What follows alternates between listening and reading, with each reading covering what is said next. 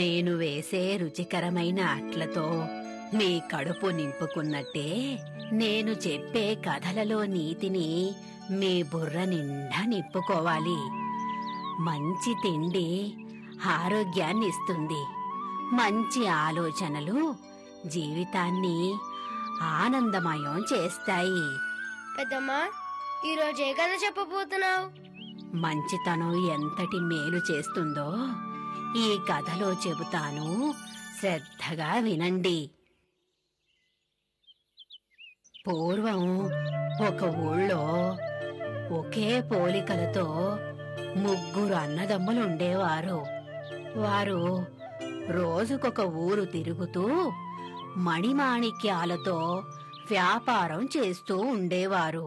ఒకనాడు ఏమి జరిగిందంటే, సౌగంధ రాజ్యంలో వ్యాపారం జోరుగా సాగుతోందట. మన మూటల్లో ఉన్న మణులు మాణిక్యాలు అమ్ముడుపోయి వరహాలుగా మారటం ఖాయం.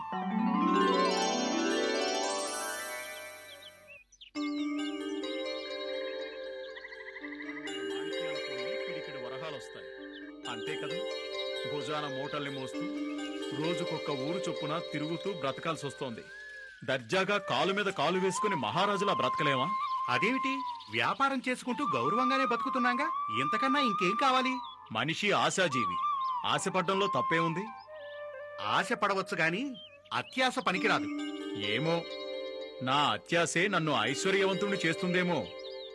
పగటి కళ్ళ తర్వాత కందరుగానే ముందు పదండి.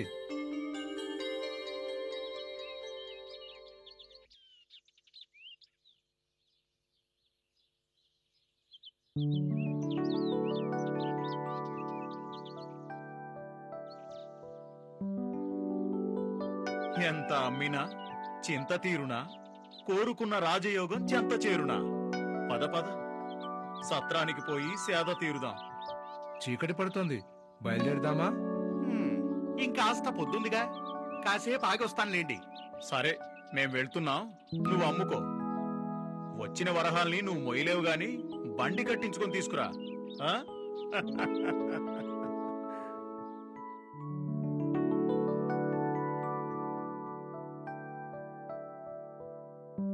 అన్నలు అన్నలు మీకు విషయం చెప్పనా? విహారానికి వచ్చిన మహారాజు గారి దృష్టిలో నా పంచరంగుల మణి పడింది.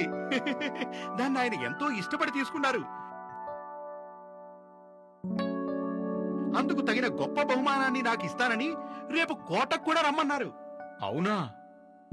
మహారాజు గారి దగ్గర బహుమానం అంటే ఇక నీ జీవితం మారిపోయినట్టే. రేపు వెళ్ళి ఆ బహుమానం తెచ్చుకో.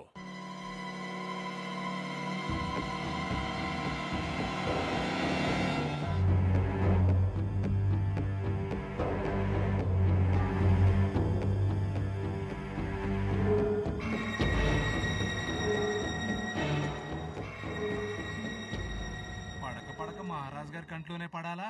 ఆ మాట వినగానే నా కంట్లో నలుసుపడినట్లయింది. నా ఒంట్లో గుబు. ఆ మణి అంత అందంగా ఉండడమేంటో, అది మహారాజు గారు కొనడమేంటో, గొప్ప బహుమతి ఇస్తానని కోటకు రమ్మనడమేంటో, ఏంటో అంతా అయోమయంగా ఉంది. అయోమయంగా ఉందని ఆలోచిస్తూ కూర్చుంటే రేపటి నుంచి మన బ్రతుకంతా అయోమయమే. ఆ మణి కొన్నది రాజైతే ఆ వచ్చిన సొమ్ముతో వీడు మనకు మహారాజై కూర్చుంటాడు. వీల్లేదు, అలా జరగడానికి వీల్లేదు. మరి ఏం చేద్దాం? చెప్తా చెప్తా.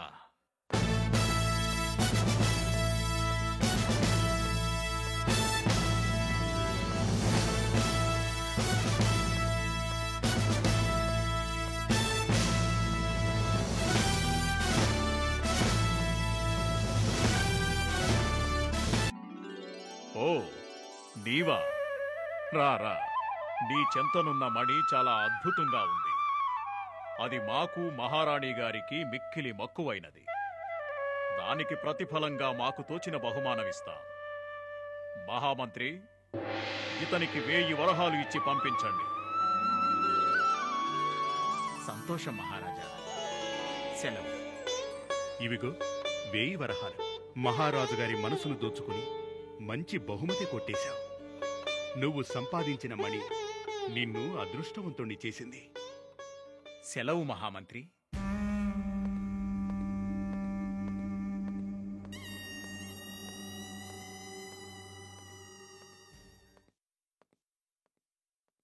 భలే భలే వరహాలు, బంగారు వరహాలు, భలే భలే వరహాలు, బతుకు మార్చే వరహాలు. ఈ మూట ఇంట్లో పెడితే ఎవరికంట్లో ఉన్నా పడొచ్చు. ఇక్కడే ఎక్కడో దాచేస్తాను.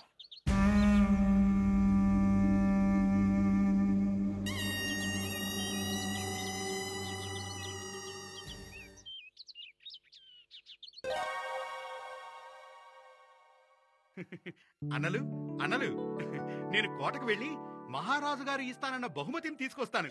ఆ? వెళ్ళొస్తాను.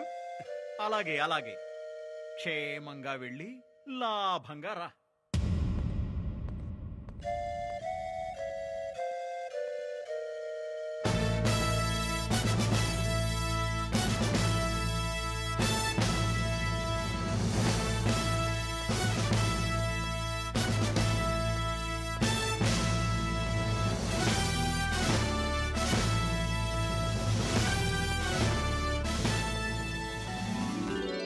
ఏమిటిలా వచ్చా? ఆ, నిన్న నా దగ్గర మణి తీసుకుని దానికి తగిన బహుమానం ఇస్తాను రమ్మన్నారు ప్రభు. అందుకే వచ్చాను. అదేమిటి, ఇంతకు ముందేగా వచ్చావు?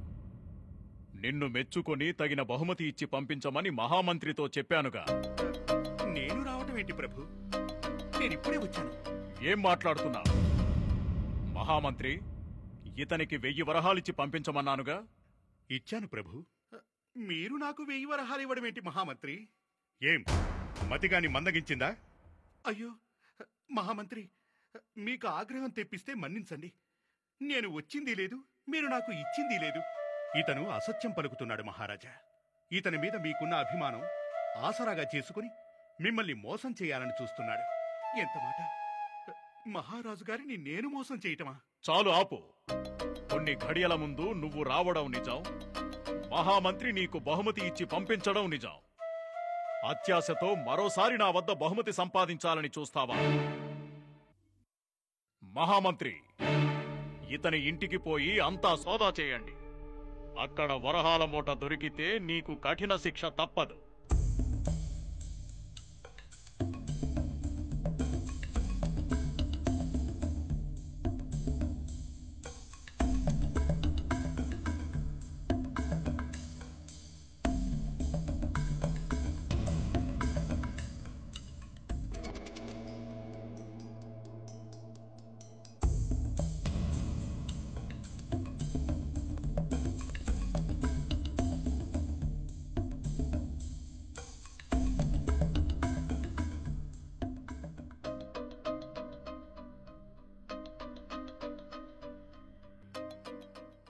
ఇదేమిటి, మీరు ముగ్గురు ఒకేలా ఉన్నారు?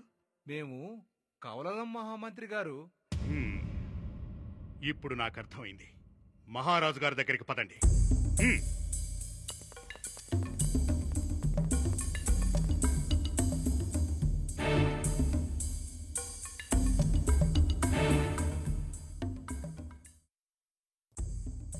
మహారాజా, వీరు ముగ్గురు ఒకే పోలికతో ఉన్న అన్నదమ్ములు. వీరిలో ఒకరు మన దగ్గరికి వచ్చి 1000 వరహాలు తీసుకువెళ్లారు. మీలో ఎవరు తీసుకున్నారు? నేను కాదు ప్రభు. నేను కూడా కాదు ప్రభు. నేను కాదు ప్రభు. మీలో ఒకరు ఆ వరహాలు తీసుకుని వెళ్ళింది నిజం. మమ్మల్ని మోసం చేయాలని చూస్తారా? దీనికి శిక్షేంటో తెలుసా? శిరశ్ఛేదమే. మర్యాదగా చెప్పండి.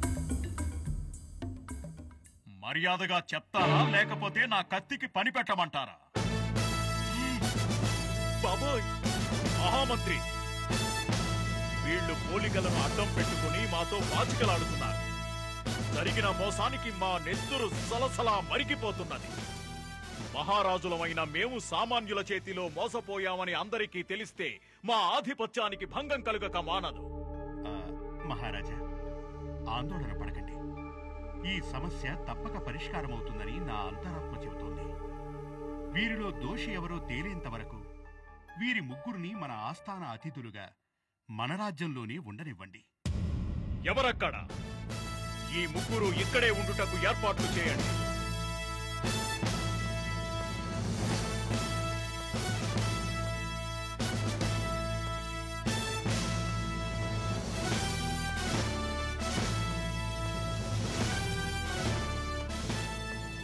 ఆహా!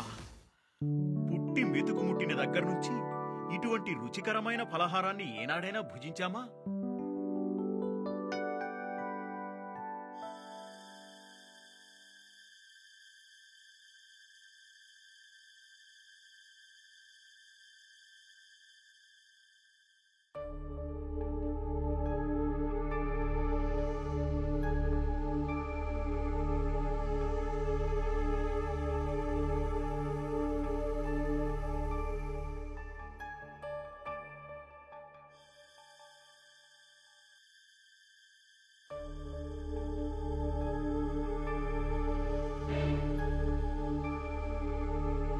నా ముద్దుల వరహాలు భద్రంగానే ఉన్నాయి.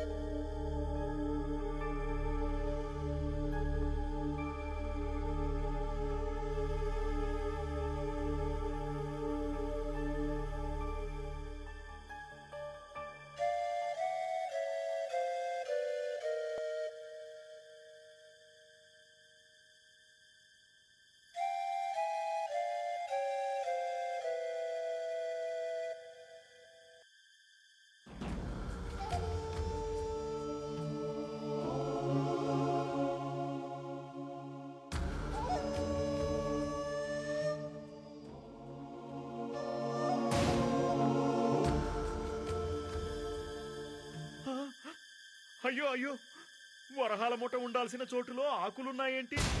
నా వరహాలు ఏమయ్యాయి? అయ్యో!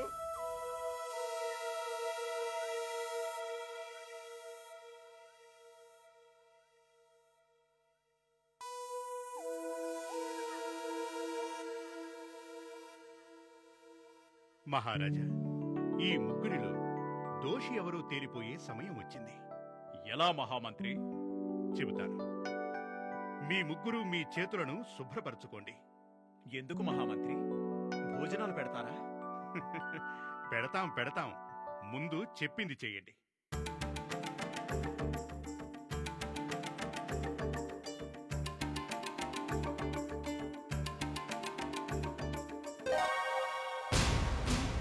అయ్యో అయ్యో, నా చేతులు పచ్చగా అయిపోయాయేంటి?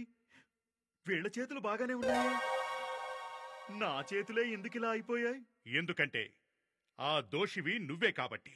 మహారాజా, చేతులు పచ్చగా ఉన్నవాడే దోషి. నిన్న రాత్రి మీతో అసత్యమాడి తీసుకువెళ్లిన 1000 వరహాల మూట దాచిన చోట ఉన్నదో లేదో అని చూసుకోవటానికి వెళ్ళాడు. అది గమనించి ఇతన్ని నేను వెంబడించాను. ఇతను అక్కడి నుంచి వెళ్లిపోయిన తరువాత ఆ వరహాల మూటను తీసి అక్కడ ప్రత్యేకత కలిగిన ఆకులను ఉంచాను. ఆ ఆకులను ముట్టుకున్న చేతులు తడి తగిలిన తక్షణమే ఇదిగో ఇతడి చేతులకు మళ్ళీ పచ్చరంగులోకి మారతాయి. కనుక దోషి ఇతనే. నిన్నక్కడే బంధించేవాణ్ణి. కాని నీ నక్కజిత్తులతో నీ అన్నదమ్ముల్లో కలిసిపోయి మళ్లీ మమ్మల్ని మోసం చేస్తావని భ్రమించి నలుగురిలో నిన్ను దోషిగా నిలబెట్టి శిక్షించాలని ఈ పథకం వేశాను. ఓరి రాజద్రోహి! నన్ను క్షమించండి మహారాజా. నా తమ్ముడు అందుకోవలసిన బహుమతిని హత్యాసకు పోయి నేను పొందాలని చూశాను. మహారాజా, బహుమతి పొందాల్సింది గుహుడు.